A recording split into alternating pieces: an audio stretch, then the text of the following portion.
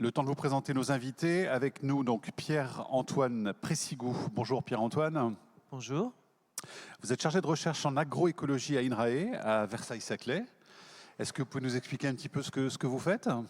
Tout à fait. Moi, je travaille sur le fonctionnement des paysages diversifiés. C'est-à-dire comment est-ce qu'on peut utiliser la diversité végétale, soit celle choisie par l'agriculteur dans les parcelles, soit celle à l'échelle du paysage, les haies, les bandes fleuries, les prairies, les forêts, pour changer le fonctionnement des paysages agricoles, c'est-à-dire essayer de limiter ou de réguler la dispersion des maladies, la dispersion des bioagresseurs, ou au contraire recruter les auxiliaires pour favoriser le fonctionnement agroécologique des parcelles. Karine Marsili, vous êtes arboriste grimpeuse. Oui. Pour ceux qui n'étaient pas avec nous hier, pareil, petite présentation. Donc, de profession de grimpe d'arbres depuis plus de 20 ans, aussi présidente de la défense du patrimoine arboré des communes de la Manche. Et je forme aussi des agents techniques des espaces verts à la taille raisonnée, c'est-à-dire un petit peu de réflexion, des arbres d'ornement. Je ne suis pas du tout dans le cadre de la forêt. Et vous avez créé vous-même un arboretum? Alors, j'ai un arboretum, oui, de 25 hectares, où je n'ai pas encore recensé toutes les espèces Ouais. que j'ai. 25 hectares, ça commence à être pas mal quand même. Ça commence à être pas mal, mais pour pouvoir acquérir des parcelles, il a fallu d'abord que je passe par le cap d'agricultrice. Donc pour l'instant, je limite au fur et à mesure mon troupeau, mais j'élève des basadaises, qui est une vache de Gironde, mais qui est très ancienne. Mais elles ne sont plus en Gironde. Pas du tout du territoire normand. Elles sont chez vous. Donc elles sont chez moi et ça m'a permis d'acquérir du terrain que je replante. Et elles sont en libre évolution, ces vaches, dans vos forêts? Exactement, elles sont en liberté totale. On en parlera aussi tout à l'heure. Et puis enfin, Christian Duprat, merci d'être avec nous. Oui, bonjour. Vous êtes présidente de l'Union mondiale pour l'agroforesterie. Est-ce que vous pouvez nous expliquer, s'il vous plaît, ce qu'est cette Union mondiale? Eh bien, nous avons eu le sentiment que pour promouvoir l'agroforesterie à l'échelle internationale, il fallait avoir un organisme, je dirais, une ONG qui permette de défendre cette idée. Et l'Association mondiale de l'agroforesterie a aussi pour mission essentielle d'organiser tous les 3 ans le congrès mondial de l'agroforesterie. Le prochain doit avoir lieu l'an prochain au Rwanda, à Kigali. Alors le thème de cette table ronde, c'est de la haie à la ville, les arbres dans nos paysages. Est-ce que d'abord, Pierre-Antoine Pressigou, vous pourriez nous dire quel grand écart en fait on va faire entre la haie au départ et les arbres en ville ensuite? Alors la haie, c'est une formation végétale linéaire qui est plantée, initialement. Ce sont des choix humains d'avoir sélectionné un certain nombre d'essences et de les avoir plantées de cette façon linéaire, souvent pour délimiter des parcelles. Et donc il y a déjà des choix. Les haies urbaines, celles qui sont autour de nos jardins, sont beaucoup des espèces exotiques, ornementales, alors que dans les campagnes, il y a des fruitiers, il y a des arbres qu'on plante pour la production de bois. Et puis après, il y a plus ou moins fort un ensauvagement qui se progressif de ces haies, donc les ronces qui s'installent, des buissons qui poussent, des aubépines, une densification qui va être différente dans les campagnes où souvent on laisse beaucoup plus cette évolution, cet ensauvagement se faire que dans nos haies nos haies de jardin où on choisit beaucoup plus et qui sont généralement moins riches, moins diversifiées. Et puis se superpose à ça ensuite la conduite de la haie avec de la taille, avec de l'entretien, avec éventuellement le choix de laisser pousser certains arbres, certaines plantes et pas d'autres. Parce qu'on a souvent une vision biaisée en fait de la haie. On l'imagine souvent, en tout cas dans l'imaginaire, comme étant de taille petite ou moyenne. Mais une haie, c'est aussi une haie représentée par des arbres, justement. Tout à fait. Les haies les plus riches, celles qu'on considère en écologie, elles ont souvent, on dit 3 strates de végétation. Une strate qu'on va appeler le manteau, qui est constitué d'arbres, qui sont le cœur de la haie. En dessous de ça, une strate arbustive. Donc, on parlait arbre hier, plus de 7 mètres, par exemple. Donc, on imagine que c'est la plus haute. Puis, une strate arbustive qui, elle, va monter à 3-4 mètres, qui va être plutôt dense, qui va abriter plein d'oiseaux, ce genre de choses. Et puis, au pied de la haie, une strate herbacée, enfin de plantes herbacées pour le coup. Donc les haies en ville vont être un peu différentes en cela Alors, qu'elles c'est ça que j'allais vous demander. moins souvent d'arbres. On trouve des haies en ville, hein, vraiment? Alors on trouve des haies en ville, mais ce sont souvent des haies arbustives où la strate arborée et la strate herbacée sont réduites ou inexistantes. Donc les haies, il y a un enjeu particulier aussi en ce moment, on en parle énormément. Il y a eu évidemment ces haies qui ont beaucoup souffert du remembrement et puis qui aujourd'hui font l'objet d'un plan national parce que évidemment on les a détruites massivement et qu'on a complètement ignoré en fond leur rôle écologique dont on s'aperçoit qu'il est aujourd'hui absolument essentiel. Oui, il y a eu une énorme destruction des haies. On estime qu'on en a perdu plus de 50% par rapport au milieu du XXe siècle. Et le taux de destruction est encore élevé puisque dans une étude récente sur les dernières années, il est de près de 20 000 km par an. Donc c'est assez énorme. Et effectivement, on sait depuis au moins 50 ans que les haies peuvent jouer des rôles dans les paysages agricoles de limitation de l'érosion, de limitation de l'écoulement, d'entretien de la fertilité, de refuge de biodiversité. Les rôles sont assez nombreux en réalité. Et maintenant qu'on commence à parler d'agriculture ou même de foresterie multifonctionnelle, eh bien, on commence à revenir à ces rôles écologiques et à essayer de les orchestrer. Christian Duprat, ce grand écart entre le milieu rural et la ville, du point de vue de l'agroforesterie, est-ce que c'est judicieux justement de pouvoir illustrer cette agroforesterie dans les différents milieux? Est-ce Oui, qu'on tout peut à trouver fait. une agroforesterie en ville, par exemple? Ah, alors c'est un peu délicat de faire une agroforesterie en ville. C'est un peu tout le problème de l'agriculture urbaine. J'avais quelques diapositives à vous partager. Est-ce que je peux le faire? Oui, bien sûr. Alors je le fais tout de suite. En fait, mon propos était... attendez, vous me dites si vous la voyez bien. Alors on les voit. Parfait.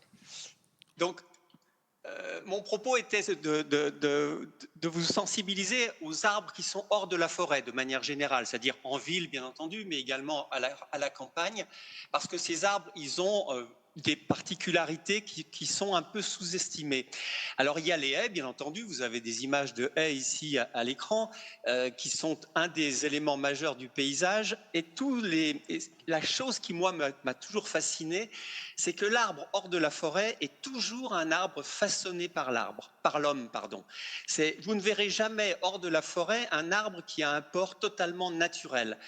Si parfois vous en croisez un, vous êtes très surpris parce qu'un arbre hors de la forêt qu'on n'a jamais touché, il n'a pas du tout l'allure qu'on connaît. Il va avoir des branches qui touchent le sol, et vivantes, qui touchent le sol. Il va être très trapu, il va être très différent de l'arbre forestier et de l'arbre que l'on connaît, parce que l'arbre qu'on connaît, il est toujours façonné par l'homme. Et en fait, ça c'est pour ce qu'on voit en surface. Mais si on regarde ce qui se passe sous le sol, alors l'arbre hors forêt est encore plus différent, et l'arbre urbain également. Parce que c'est un arbre qui est en plein vent, il est très sollicité par le vent, qui est en compétition avec des plantes souvent agressives par rapport à lui en tant que compétiteur pour l'eau et pour la lumière. Et donc, c'est un arbre qui va être souvent enraciné beaucoup plus fortement et beaucoup plus profondément.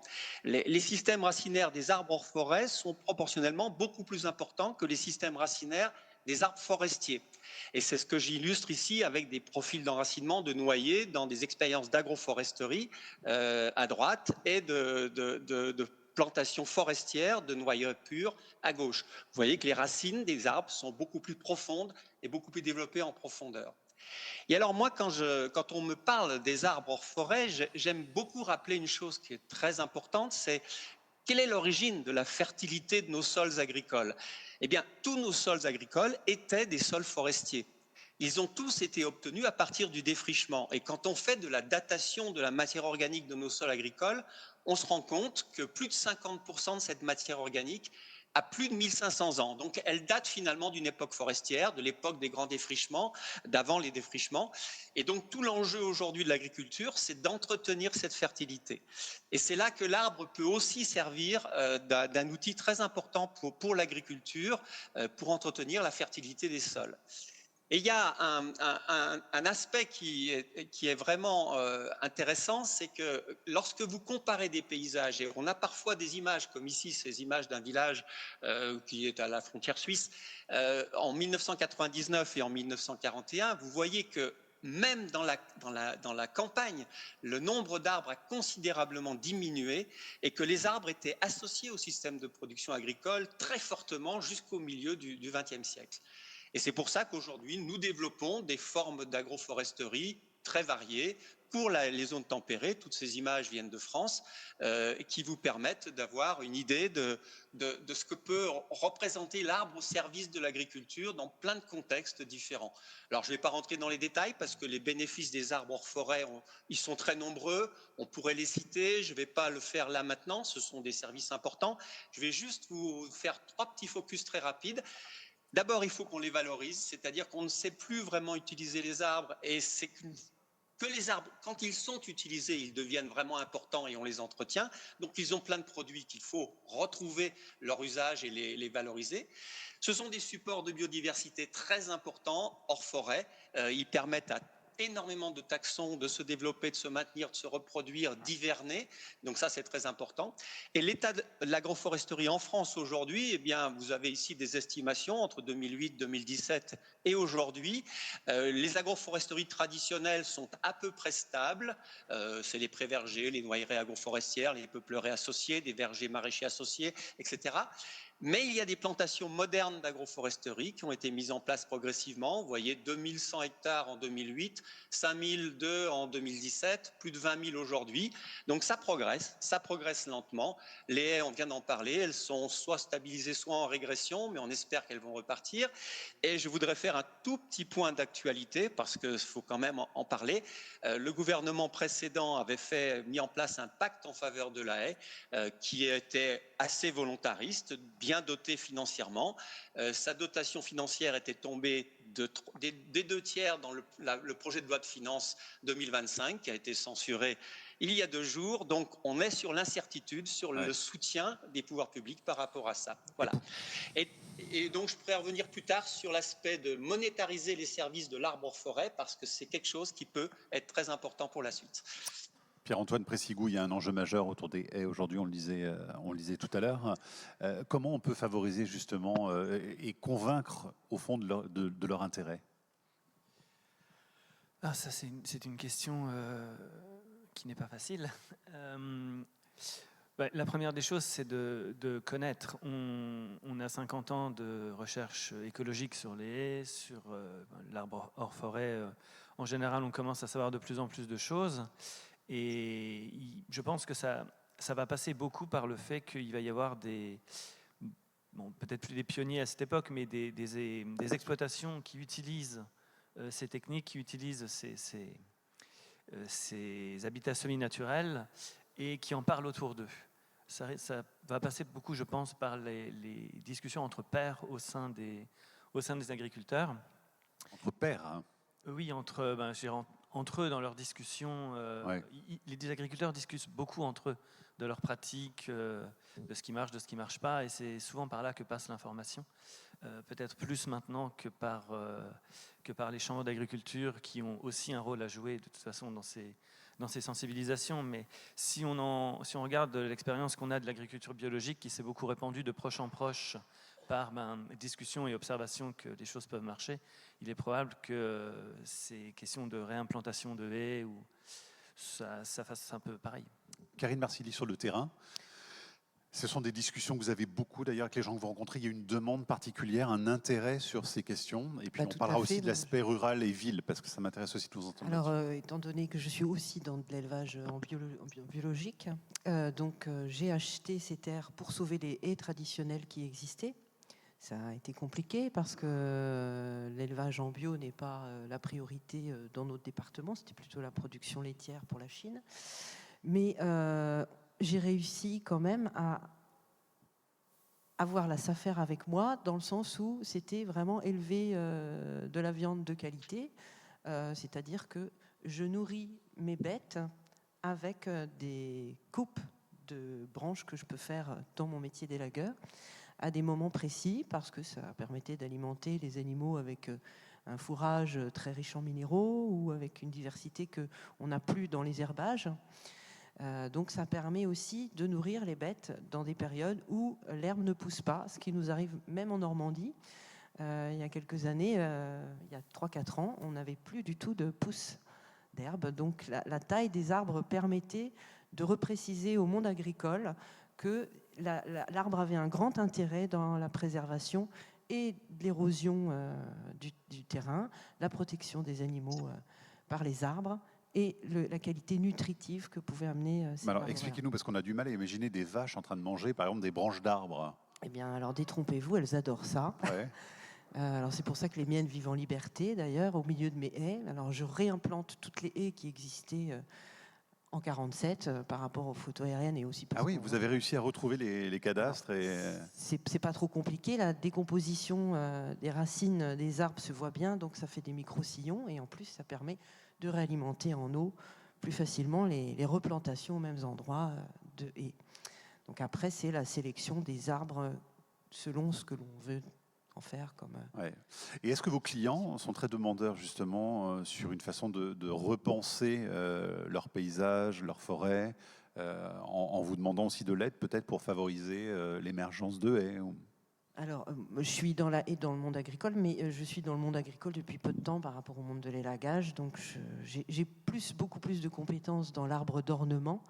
Là, je me suis intéressée à l'arbre fourrager pour justement inciter et être colporteur d'envie de replanter des haies dans nos bocages, notamment normands, qui faisaient partie de la tradition agricole.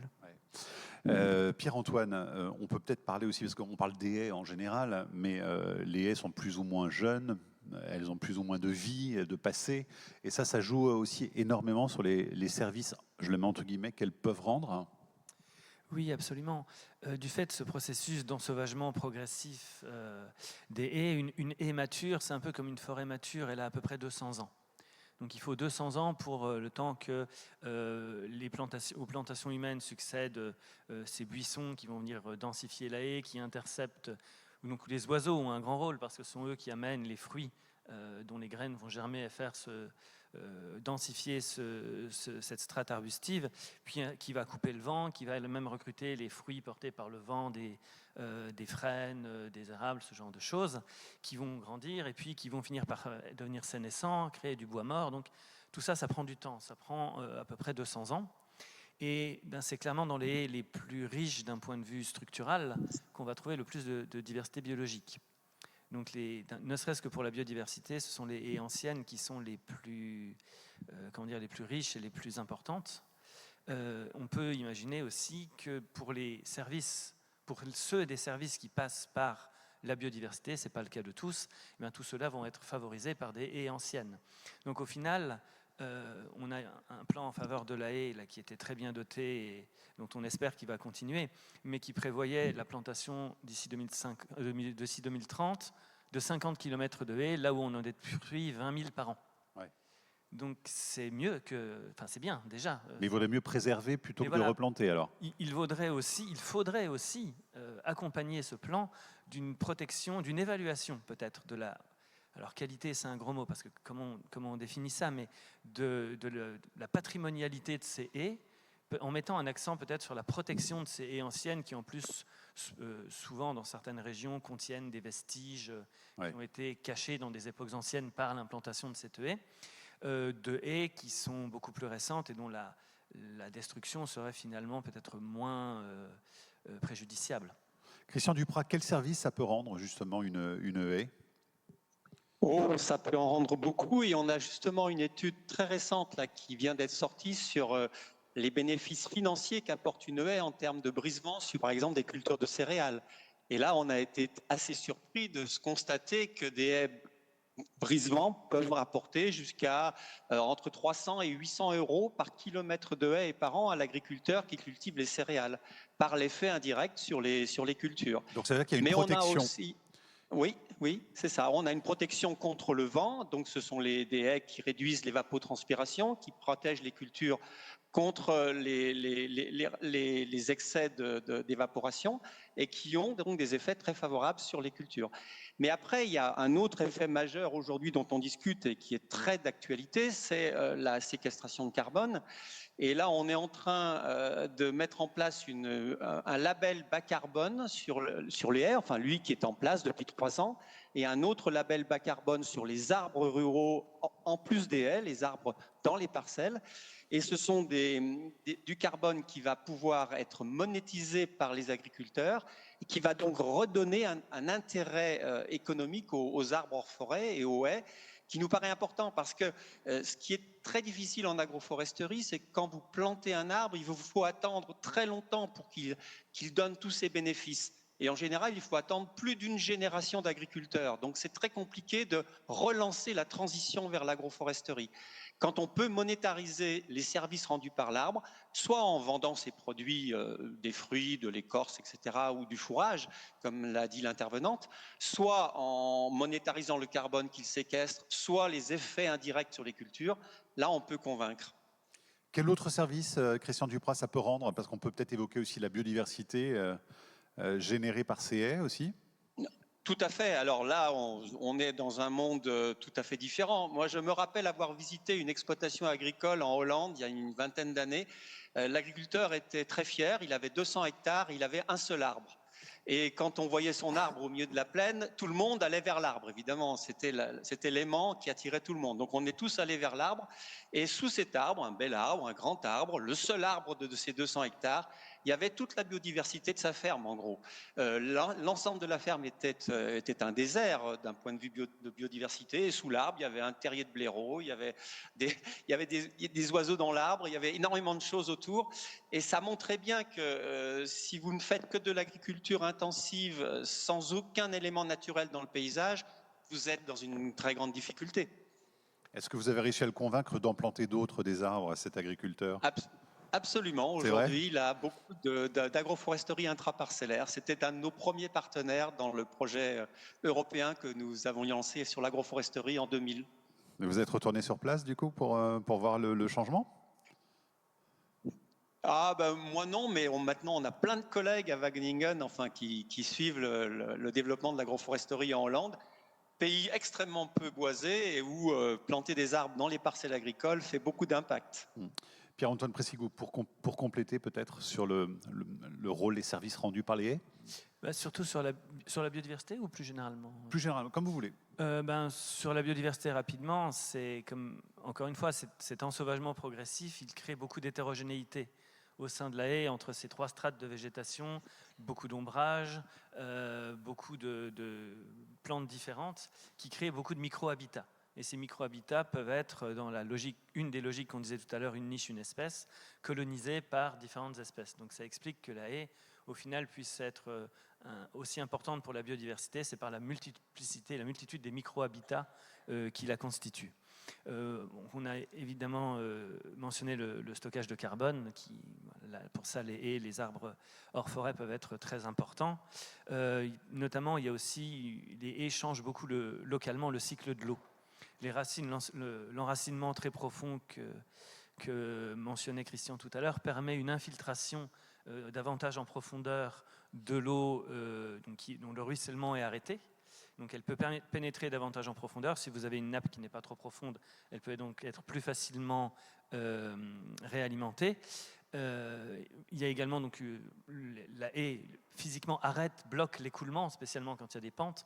Dans cet écoulement, il y a les argiles qui sont les particules qui favorisent la fertilité des sols. En plus, elle amène de la matière organique par les feuilles qui peuvent être recyclées. Donc elle peut aussi favoriser localement la fertilité qui va pouvoir ensuite, en fonction des organismes qui vont, comme les vers de terre ou autres, pouvoir éventuellement la disperser un petit peu.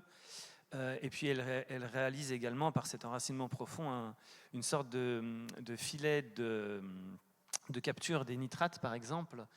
Comme les racines des arbres sont souvent sous celles des cultures, eh bien, une partie de l'azote qui est lessivé, qui serait autrement passé en profondeur, peut être recapturée par les racines des arbres ou de la haie et réinjectée via les feuilles dans le système.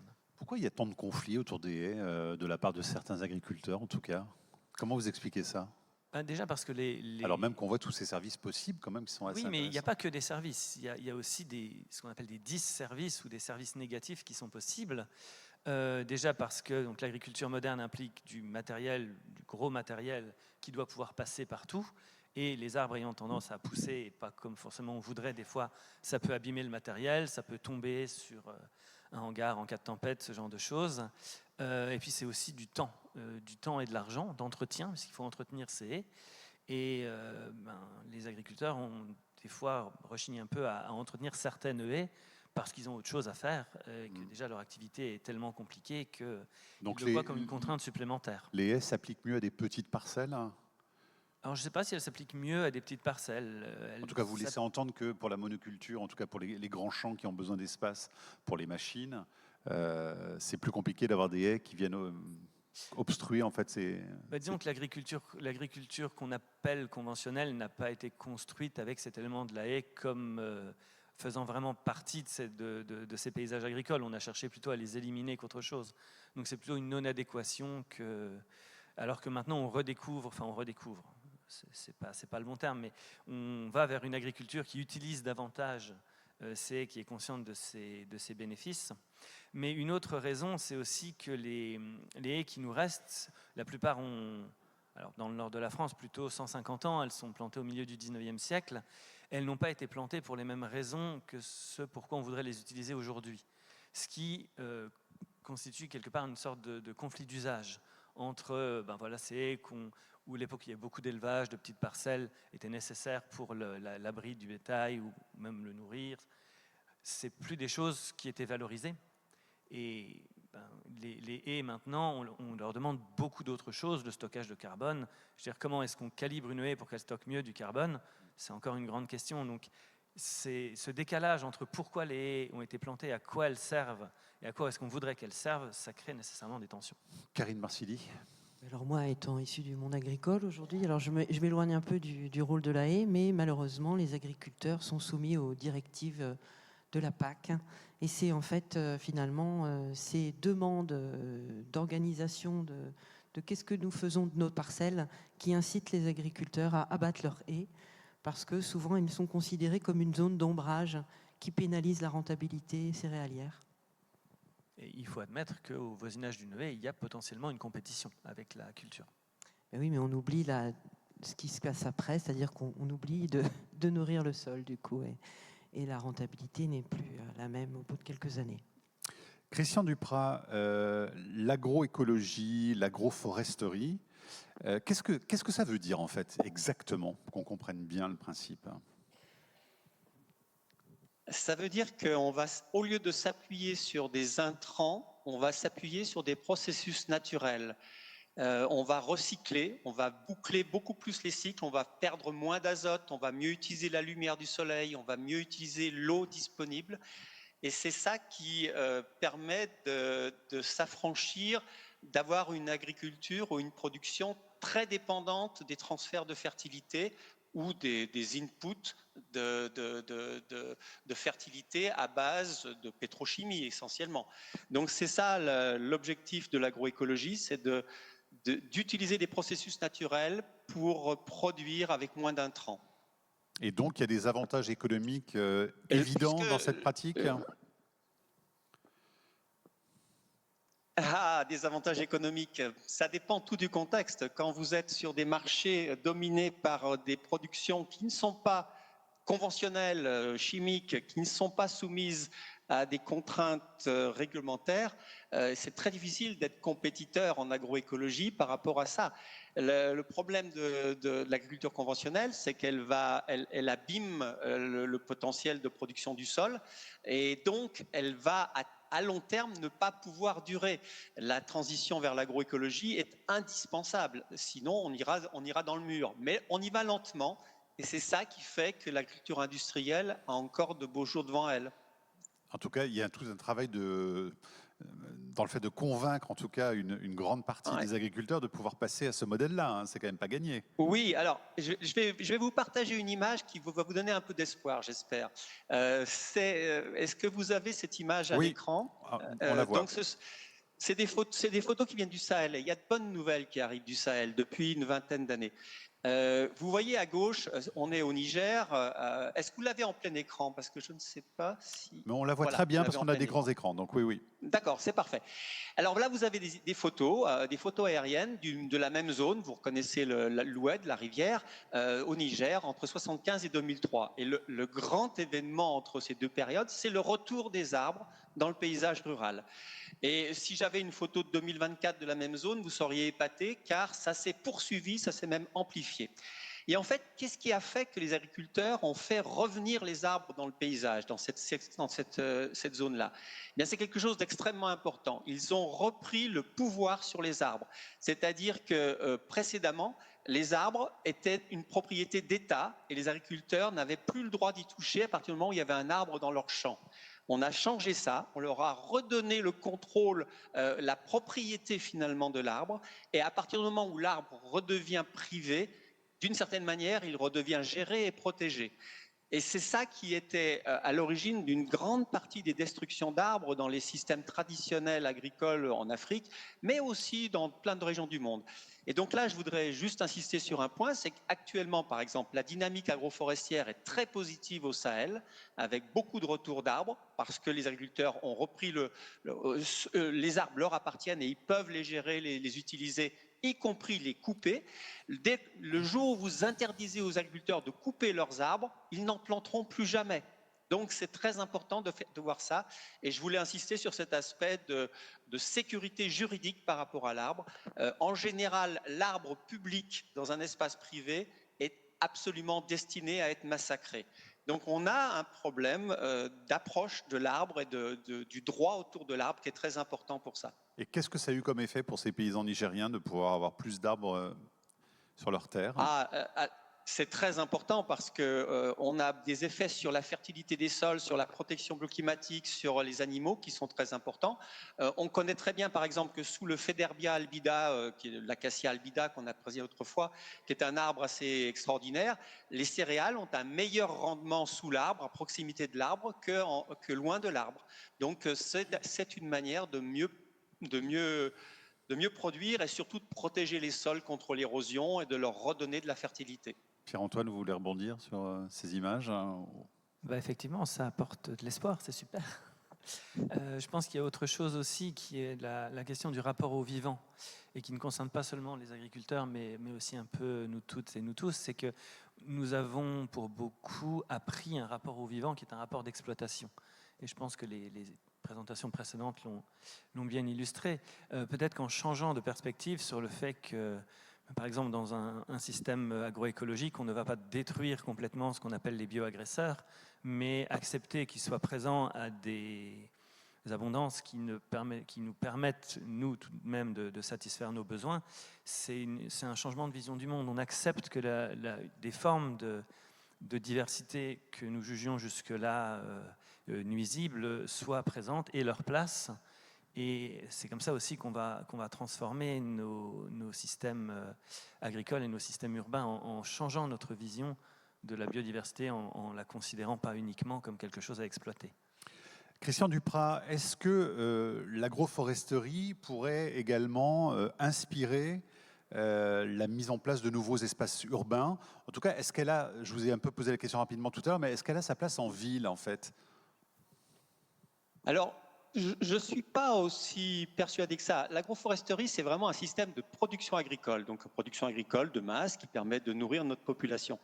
En ville, on a besoin de retrouver le contact avec la nature. On peut faire de la production agricole en ville, mais elle restera extrêmement faible, marginale, parfois difficile. Et souvent, moi, je dis que quand vous faites de la production agricole en ville, je dirais sur les balcons, sur les murs, sur les toits, etc., c'est une production finalement relativement de luxe parce que c'est de la production en pot. Et une plante en pot, c'est une plante qui est extrêmement fragile, qui n'utilise pas réellement les cycles naturels de la nature, etc. Donc je ne veux pas donner trop d'importance à l'agriculture urbaine, au-delà de retrouver le contact et avec ce que c'est qu'une production agricole. Aujourd'hui, très peu de gens dans la population française ont mis les pieds dans une ferme dans leur vie, et c'est un vrai problème, quoi. Karine Marsili, parlons peut-être des arbres alors en ville. hein, Alors- au-delà de l'agroécologie, parce que Alors- vous avez le regard sur les différents milieux, justement. Alors oui, moi j'ai un exemple, c'est que la commune riveraine de la mienne a des espaces boisés, notamment du châtaignier, et je leur ai conseillé de mettre aussi du noyer, car ça amène les populations à venir récolter, et donc ça recrée un lien entre le citoyen, enfin le riverain, enfin le citadin, pardon, et ces espaces qui sont finalement, qui étaient malmenés parce que les gens se plaignaient de chute de feuilles, de choses comme ça. Et là, on recrée un lien, un sens à avoir des végétaux, des arbres, notamment nourriciers, sur les communes. Un arbre en ville, est-ce que ça vit normalement ou est-ce que c'est très différent d'un arbre dans un milieu rural? Alors évidemment, l'arbre en ville a d'énormes contraintes. C'est que souvent, il est isolé déjà de ses congénères et il est dans un sol très limité. Donc avec une très faible possibilité mycorhizienne ou autre. Et en même temps, je pense qu'il profite, j'allais dire, de tout ce qui circule en ville. C'est-à-dire qu'il se nourrit de l'eau qui est peut-être autre que celle qui est dans la nature. Donc il a un rôle de protection des gens qui s'y trouvent. Et il est comme il leur arrive d'être souvent mutilés et autres, il est créateur d'une biodiversité impressionnante dans les communes. Mais est-ce que ces arbres ont une espérance de vie moindre que les arbres dans la nature ou pas? Alors, ils sont soumis à plus de contraintes parce qu'il y a la circulation, il y a la sécurisation de la population que l'on ne connaît pas en forêt. Alors, la sécurisation, ça ne veut pas dire grand-chose et c'est souvent des peurs que nous avons. Donc, il faut réapprendre aux gens à accepter un arbre par son volume, par ses dimensions. Évidemment, on ne peut pas laisser un arbre abîmer du bâtiment. Mais il y a quand même, je trouve, une sensibilisation de plus en plus respectueuse qui se fait. Enfin, j'espère. Et on arrive aujourd'hui à faire comprendre aux élus que malgré cette histoire qui a incité les maires à abattre un arbre sous principe de précaution suite à cette chute d'un platane qui avait tué 15 personnes alors qu'il avait été décelé comme dangereux à cause d'un certain champignon et qui n'avait pas été supprimé. Donc, je crois que c'était sous Jacques Chirac qui avait demandé à tous les élus que, par principe de précaution, on abatte systématiquement les arbres dangereux. On revient dessus par rapport au fait que les arbres sont beaucoup moins malades, effectivement, quand vous gardez de vieux sujets sur une commune que quand vous plantez uniquement des jeunes. Et la grosse problématique aujourd'hui, c'est que dans les pépinières, on ne fabrique plus de l'arbre qui peut vivre 100, 200, 300 ans, mais on fabrique malheureusement de l'obsolescence programmée, c'est-à-dire que l'on crée beaucoup d'arbres issus de boutures et on plante l'arbre comme un joyau ou un phénomène de mode. Et il faudrait reprendre en compte les conditions climatiques et de sol des arbres que l'on implante en ville pour pouvoir les garder beaucoup plus longtemps. Ce que vous laissez entendre, c'est que ce sont des arbres qui sont condamnés d'avance, au fond? En quelque sorte, ce sont des modes qui répondent souvent à des directives d'architecture. Pierre-Antoine, l'arborisation des villes, aujourd'hui, c'est un phénomène évidemment qui concerne énormément de municipalités, avec des enjeux forts aussi sur les îlots de fraîcheur, sur l'aspect climatique. Est-ce qu'on s'y prend toujours très très bien dans cette volonté de voir absolument végétaliser les villes?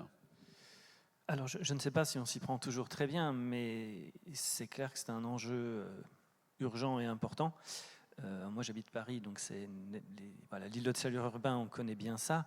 Ça devient effectivement urgent de ramener de la végétation en ville, en particulier pour la rendre plus habitable pendant les épisodes caniculaires, mais aussi parce que ça ramène, si on choisit bien les essences, ça amène une certaine biodiversité. C'est l'histoire des fameuses trames vertes qui permettent de relier justement la nature entre guillemets extérieure à la ville, la nature périurbaine et la nature urbaine. Donc, il y a cette volonté maintenant avec le système des trames vertes, des trames bleues, de ramener de la continuité écologique jusqu'au cœur des villes. La question de est-ce qu'on s'y prend toujours bien ou pas, ben ça dépend. Sur l'idée de la durabilité, justement, de ces forêts urbaines, par exemple. Alors, la durabilité, moi, je ne serais pas capable de vous en parler. En revanche, d'un point de vue écologique, on sait maintenant faire des choses très bien en sélectionnant des essences qui soient plutôt des essences locales plutôt que des espèces exotiques introduites qui n'ont pas coévolué finalement avec nos écosystèmes, mais qui sont du coup des abris de moins bonne qualité pour la biodiversité, où on trouvera nettement moins de choses. Et on a aussi maintenant compris que ça ne servait à rien de replanter exactement les mêmes essences, qu'il fallait commencer à regarder un petit peu du côté du sud, et notamment de la diversité génétique dont il était question hier dans d'autres interventions, d'arbres plutôt acclimatés à des conditions plus chaudes. Donc il y a maintenant des tas de projets qui font ça très très bien. Et pour moi, c'est une bonne nouvelle, une autre bonne nouvelle, qu'on arrive à ce degré. Je ne sais pas si on peut parler d'ingénierie écologique, mais c'est l'idée. Bon, 2 bonnes nouvelles déjà en l'espace de 40 minutes, c'est pas si mal. Hein. Alors on va passer aux questions dans la salle, puisque le temps avance. Et voilà, on va pouvoir dialoguer ensemble. Il y a déjà des bras qui se lèvent. Il y a voilà, plusieurs personnes qui souhaitent intervenir. On va les courir vers les micros. Ben, il y en a un ici, hein, de toute façon. On aurait pu aussi s'en servir. Voilà. Allez-y. Bonjour et merci pour vos interventions. J'aurais une question pour Monsieur Duprat. Je suis interpellé par la photographie qu'il a en arrière-plan. De temps en temps, on voit une grosse machine parmi les arbres et j'aurais bien aimé qu'il nous en parle un tout petit peu. Merci. Alors, moi, je n'ai pas vu la grosse machine. Elle est où exactement? Elle est derrière. Ah, effectivement, bien vu. Mais voilà. Alors oui, ben écoutez, je vais en parler dans mon intervention dans quelques minutes, mais c'est une photo d'une parcelle expérimentale agroforestière que nous suivons à Montpellier depuis maintenant 26 ans, que nous avons plantée, oui, il y a 25 ans, et qui est une référence européenne et c'est ce type d'expérimentation qui a permis de redéfinir l'agroforesterie, de la faire en sorte qu'elle apparaisse dans la réglementation de la PAC, la politique agricole commune. Et ben, je vous en dirai quelques mots tout à l'heure. Donc c'est dans 5 minutes, en l'occurrence. Alors, bonjour. Ah, on ne vous entend pas. On va voir votre micro. C'est un micro de quelle couleur? Rouge. Non, on ne vous entend pas.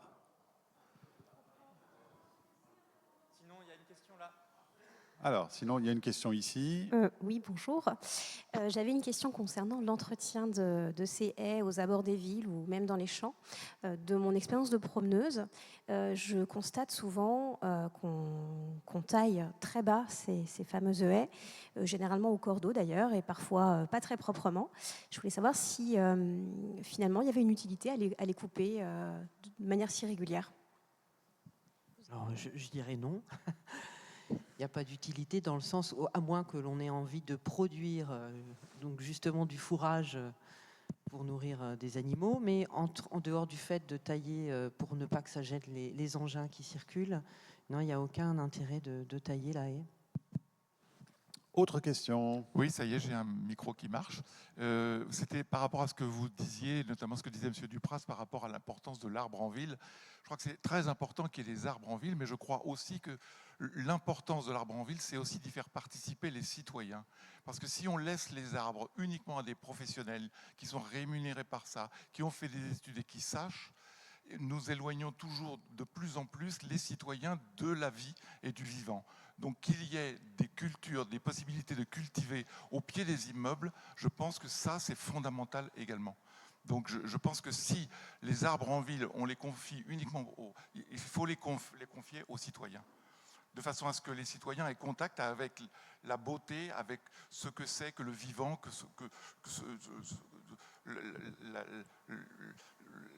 excusez-moi, je cherche mes mots, je suis un peu ému. Mais je pense que la vie et la culture en ville, on est tellement pris maintenant, tellement derrière nos écrans, que du coup on en a oublié la beauté du vivant et de ce que ça représente aussi, le temps qu'il faut attendre, etc., etc. Christian Duprat, vous voulez dire un mot? Oui, j'apprécie beaucoup ça. Moi, je trouve que la rupture du lien avec la nature, parce que l'agriculture, c'est quand même travailler avec la nature, est très importante. Moi, je donnerai un autre exemple que je trouve intéressant. Au salon annuel de l'agriculture, il y a ce qu'on appelle le concours général agricole. Eh bien, depuis 2 ans maintenant, il y a un concours général agricole de l'agroforesterie, avec remise de prix par le ministre de l'Agriculture aux meilleurs agroforestiers de France. Ça, c'est important parce que c'est aussi une question d'image. Il faut que les agriculteurs se reconnaissent dans cette pratique, que les citoyens admirent les agriculteurs qui adoptent ces pratiques. Et il faut qu'un jour ou l'autre, les produits issus de l'agroforesterie soient labellisés, soient agroforesterie, et qu'on les achète en toute connaissance de cause. Catherine Laine, une Oui, question. je voulais rebondir sur ce que disait ce monsieur ému, parce que je trouve ça joli. Et comme on est dans les journées Biogé, Biogé c'est quand même une fédération qui essaye de promouvoir l'enseignement des sciences et du vivant à l'école.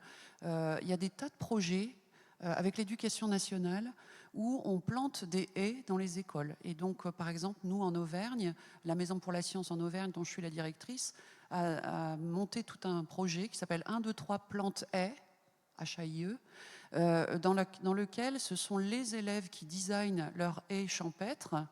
Alors évidemment, ce sont des haies que j'appelle des haies témoins, hein. C'est-à-dire que ce n'est pas des grandes haies comme peuvent planter les agriculteurs, mais ça ressemble. Ils choisissent leurs plants. Ce sont des plants locaux qui sont produits à partir de semences du label végétal local. Et on plante des haies dans les écoles. Et ce que je trouve extraordinaire, c'est que c'est les élèves qui les designent. Et c'est un projet qui est mené avec les familles et avec les élus. Et donc, c'est intergénérationnel. Donc, il n'y a que du bénéfice dans ce type de dispositif. Et donc, moi, mon rêve, ça serait que chacun plante un bout de haie dans son jardin quand il en a, et autre chose que des tuyas, évidemment, pour faire de la vraie haie champêtre. Donc, il y a plein d'espoir quand on fait ce type de dispositif, et ça fait du bien. Voilà, c'était pas une question, c'était un témoignage. Merci pour votre témoignage. Les villes font des inventaires de leur biodiversité de plus en plus. Est-ce que les champignons sont communément pris en compte dans ces inventaires ? De plus en plus, enfin, personnellement, en tant que praticienne, les élus m'appellent pour déterminer les attaques de champignons sur des arbres et pour les rassurer, dans le sens où c'est pas parce qu'il y a un champignon lignivore au pied d'un vieil arbre qu'il doit être abattu. Voilà, je promouvois l'arbre creux en ville. Oui, mais c'est quelque chose de ponctuel, c'est pas un inventaire que vous faites. Alors, il y a des demandes d'inventaire faites par des professionnels parce que pour les petites communes, comme dans mon département, il n'y a pas d'espace, enfin de responsable espace vert suffisamment aguerri pour pouvoir dresser ce type d'inventaire. Bon, alors je vais dire qu'Angers se positionne alors, parce qu'on vient de mettre en place un partenariat avec une association pour faire l'inventaire des champignons en ville. Et pas seulement le pathogène, donc, hein, tous les champignons. Tous les champignons. Ouais. Alors, autre question. J'ai habité Courbevoie, ville extrêmement dense, que du béton. Le maire et le directeur des jardins de Courbevoie a décidé d'un grand programme pour réimplanter de la verdure, des arbres. À cette occasion, j'ai participé en tant que civil. Et ce n'était pas aussi simple d'implanter des arbres dans une ville, car ça garde aussi la pollution. Et lorsqu'il y a beaucoup de voitures, l'air reste extrêmement pollué. Donc je voulais simplement apporter cette information qui me semble aussi importante et qui est complexe en fait à gérer ces flux. Oui, effectivement, vous avez raison. Hein, les arbres, c'est comme toutes les solutions écologiques. Au final, l'écologie, c'est l'acceptation qu'on rentre dans le monde de la complexité et qu'il n'y a pas de solution clé en main. Qu'il va falloir à chaque fois regarder le contexte, regarder les contraintes et agir au mieux localement. Je pense que c'est vraiment symptomatique de ça. Alors, un autre... ouais, madame. Dans ma campagne profonde, je vois souvent des agriculteurs qui coupent des haies, qui font des énormes tas comme ça et qui brûlent tout.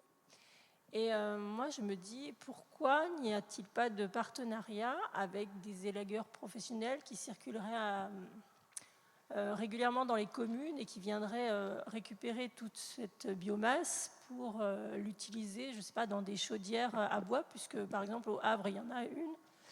Et je trouve ça dommage parce que l'agriculteur prend du temps, donc la haie, on a l'impression que ça l'embête, et il n'en fait rien et il rejette du carbone bêtement dans l'atmosphère. Karine Marsili. Oui, alors je ne me vois pas aller ramasser les branches. Déjà que je ramasse rarement les branches chez les agriculteurs, parce que je pense qu'eux-mêmes peuvent louer un broyeur ou l'utiliser après comme amendement dans leur propre parcelle. Je ne sais pas si on leur enlève cette charge et qu'on l'optimise, ce serait... Enfin, j'imagine que quelqu'un qui... Alors je sais qu'il existe des plateformes, mais alors le problème c'est qu'ils n'ont pas le financement nécessaire pour avoir des engins qui sont autorisés à pénétrer sur des espaces privés agricoles.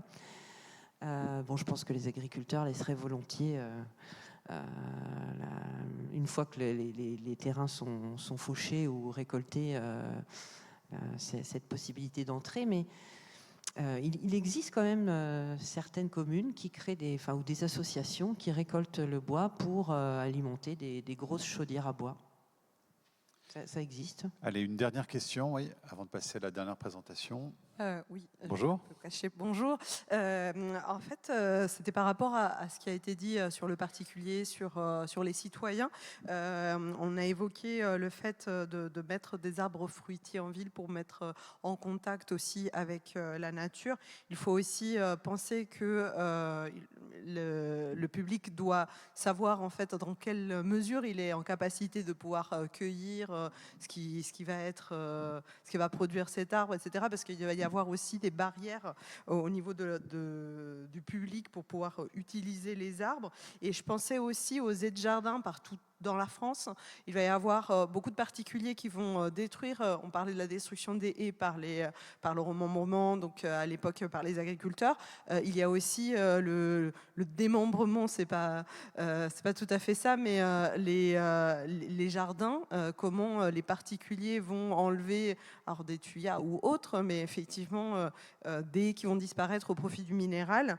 Et j'avais une question par rapport à l'arbre dans son jardin. Quand on va souvent l'abattre parce qu'il va venir gêner le bâti. Donc on va abattre un arbre pour que ça ne puisse pas abîmer la maison. Qu'est-ce qu'on peut faire ? Est-ce qu'il faut consulter les professionnels, les élagueurs qui vont penser à trouver d'autres solutions que ce conflit entre le bâti humain et l'arbre dans le jardin du particulier. C'est le plus gros de notre activité. On est systématiquement contacté pour une problématique de voisinage et on ne fait que résoudre le problème en essayant d'avoir le plus... malheureusement, on essaye aussi avec les notaires de faire évoluer ce texte de loi qui impose la limite de propriété. Dans le sens où si l'on met à mal un arbre parce qu'il dépasse de 5 cm, il va falloir que la personne qui porte plainte puisse accepter que cet arbre fasse une courbure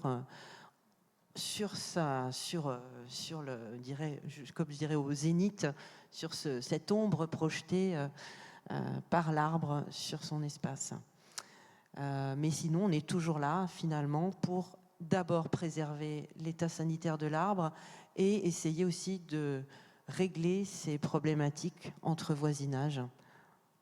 Et donc, malheureusement, l'arbre est quelquefois mutilé, mais on essaye de le faire le mieux possible pour que ça se passe le mieux pour l'arbre avant tout et les gens. Merci en tout cas à tous les trois. Merci beaucoup, on vous applaudit.